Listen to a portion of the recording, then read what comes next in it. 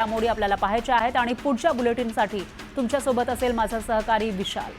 धन्यवाद फरा। आतापर्यंतच्या या वेगवान स्वरूपातल्या घडामोडींबद्दल यापुढे देखील वेगवेगळ्या घडामोडी आपल्याला बघायच्यात, पण त्यापूर्वी एक नजर हेडलाईन्सवर।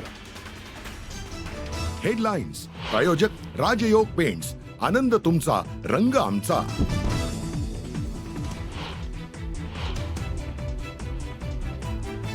आरोपी जयराम चाटेच्या जबाबात सुग्रीव कराडचा उल्लेख। सुग्रीवच्या सांगण्यावरून देशमुखांनी सुदर्शन घुलेला मारहाण केली।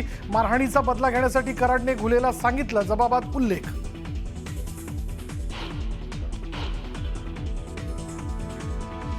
वकिलाच्या पोशाखातला अमित भोसलेचा प्रशांत कोरटकरवर हल्ल्याचा प्रयत्न। कोल्हापूर जिल्हा व सत्र न्यायालयाच्या आवारातली घटना। कोरटकरच्या पोलीस कोठडीत 2 दिवसांची वाढ। 30 मार्चपर्यंत कोरटकरचा मुक्काम पोलीस कोठडीत। सुरक्षेच्या कारणास्तव सकाळी 8 वाजताच कोर्टात केलं होतं हजर।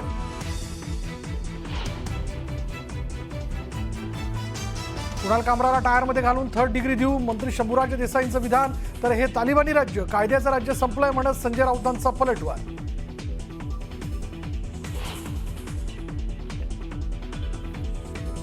सौगाते सत्ता आणि सौगाते पॉलिटिक्स, संजय राऊतांची घणाघाती टीका। ज्यांना द्यायचं माहिती नाही ते अशीच टीका करणार, नरेश मस्केंचा टोला।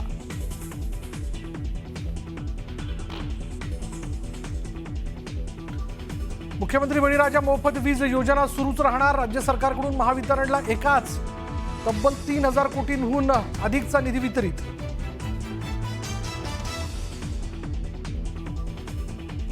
मंगरुळूत पत्नीची हत्या करून पुण्यात आलेल्या पतीच्या पोलिसांनी आवळल्या मुसक्या। पत्नीच्या मृतदेहाचे तुकडे करून पळाला होता आरोपी राकेश्वर। ससूनमध्ये उपचार सुरू। राज्यात एकीकडे धार्मिक जातीय तणाव सुरू असताना पुण्यात एका हिंदूवर मुस्लिम बांधवाकडून अंत्यसंस्कार। पुण्याच्या जावेद खानचं पंचक्रोशीत कौतुक।